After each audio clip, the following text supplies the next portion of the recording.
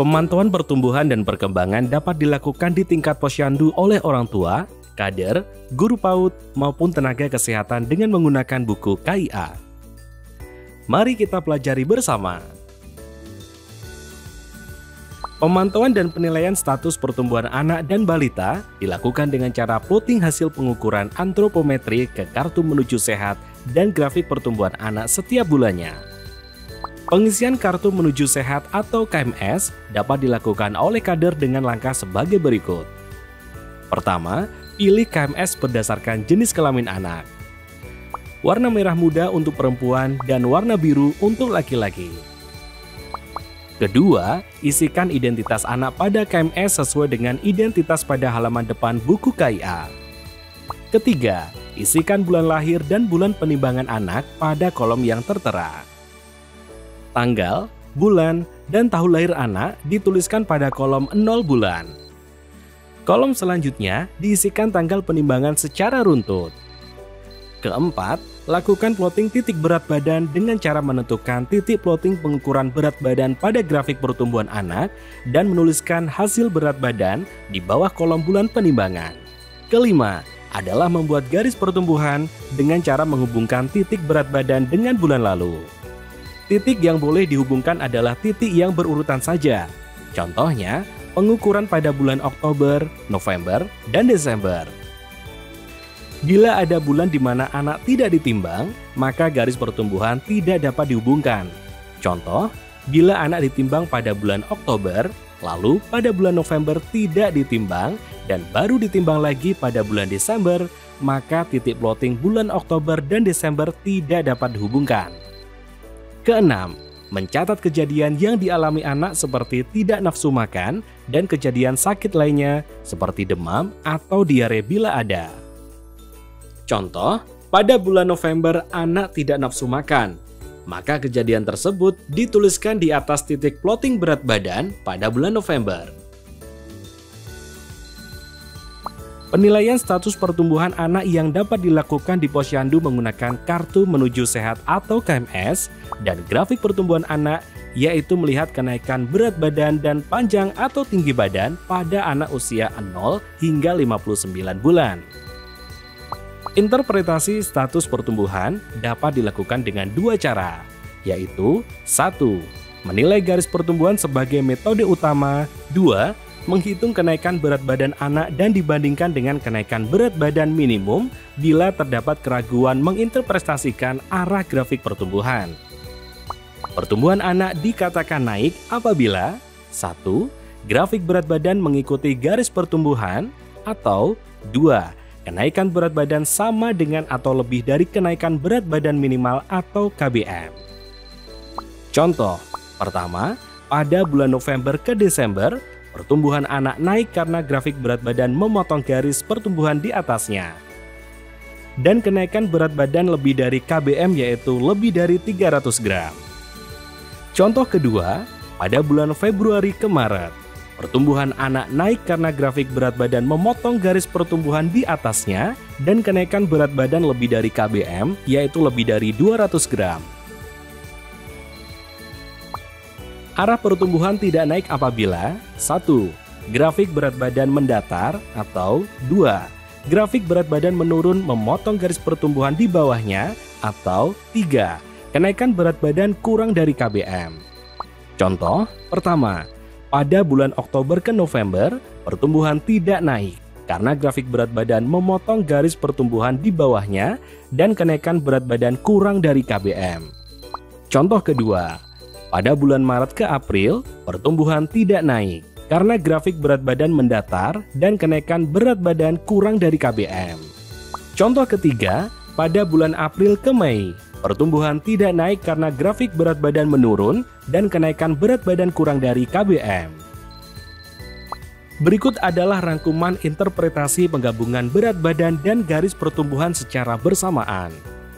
Garis 1 menunjukkan berat badan naik dan status pertumbuhan yang baik.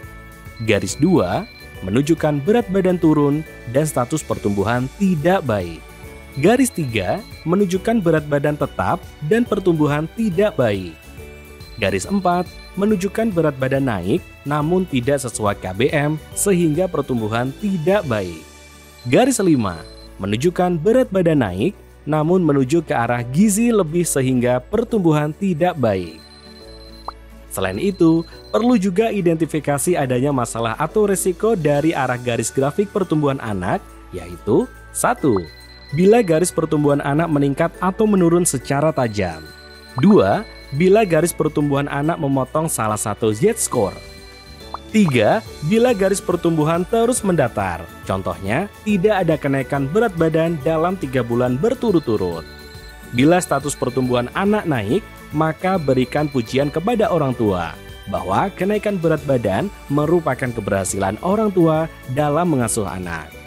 Berikan kiat-kiat untuk orang tua mempertahankan status pertumbuhan yang baik seperti pemberian makan sesuai rekomendasi usia dan anjurkan orang tua untuk datang kembali di jadwal penimbangan selanjutnya.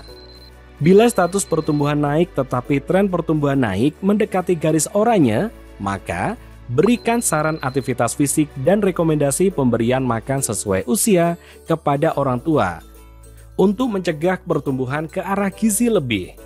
Tetap beri pujian kepada orang tua.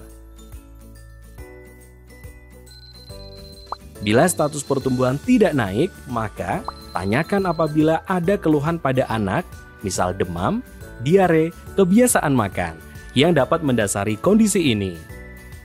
Jelaskan kepada orang tua kemungkinan penyebab berat badan tidak naik tanpa menyalahkan orang tua. Laporkan ke tenaga kesehatan agar dirujuk ke puskesmas. Tetap berikan pujian dan motivasi orang tua untuk melakukan penimbangan selanjutnya.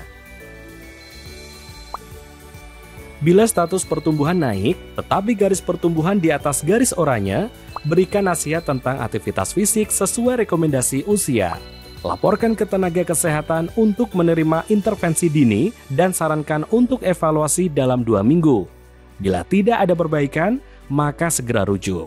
Berikan pujian kepada orang tua dan lakukan konseling pemberian makan sesuai kondisi anak. Bila status pertumbuhan naik, namun garis pertumbuhan di bawah garis merah, maka tanyakan apabila ada keluhan pada anak, misal demam, diare, kebiasaan makan, yang dapat mendasari kondisi ini. Jelaskan kepada orang tua kemungkinan penyebab berat badan tidak naik tanpa menyalahkan orang tua. Laporkan ke tenaga kesehatan agar dirujuk ke puskesmas. Pada anak dengan status pertumbuhan di bawah garis merah yang sudah dirujuk dan dilakukan intervensi dini, maka tidak perlu dirujuk kembali selama arah garis pertumbuhannya naik.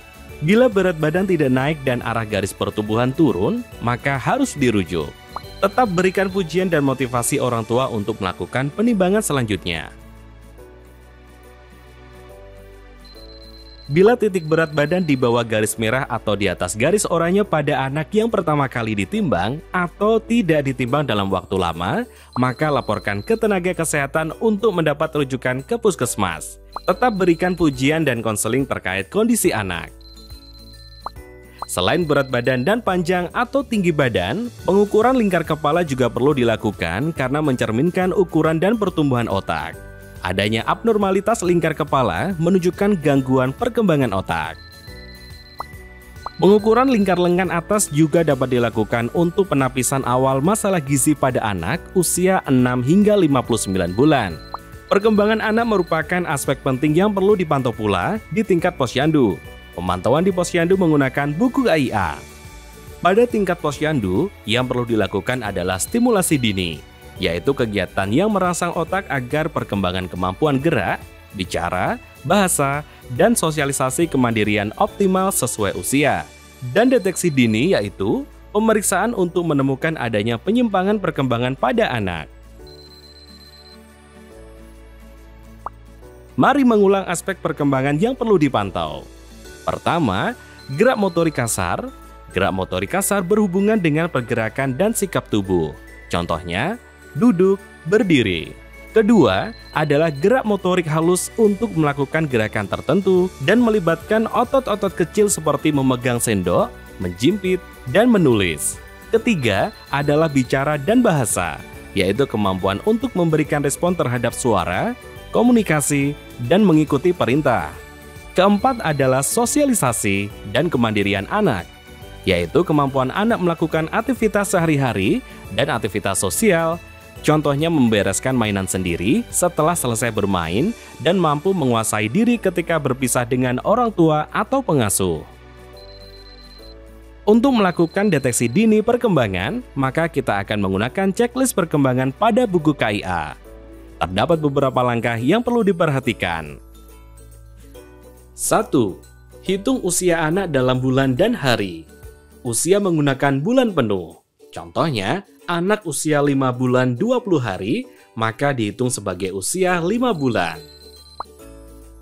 2. Pilih checklist sesuai usia pada buku KIA. Centang, ya, pada poin yang sudah bisa dilakukan anak, dan tidak, pada poin yang belum bisa dilakukan anak.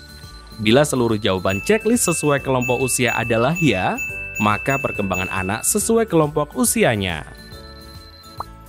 Bila terdapat jawaban tidak pada checklist, maka perhatikan kelompok usia checklist.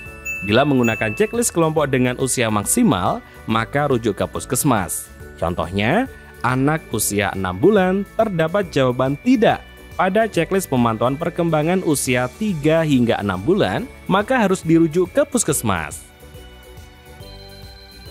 Bila anak belum memasuki usia tersebut, maka gunakan checklist kelompok usia sebelumnya. Contohnya, anak usia 6 bulan bila terdapat jawaban tidak pada checklist usia 6 hingga 9 bulan, maka masih normal.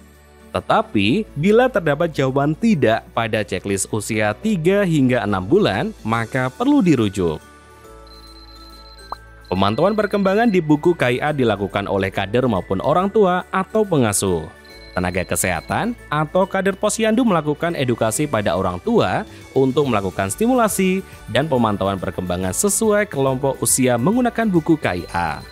Pencatatan pemantauan perkembangan lalu dicatat di buku KIA.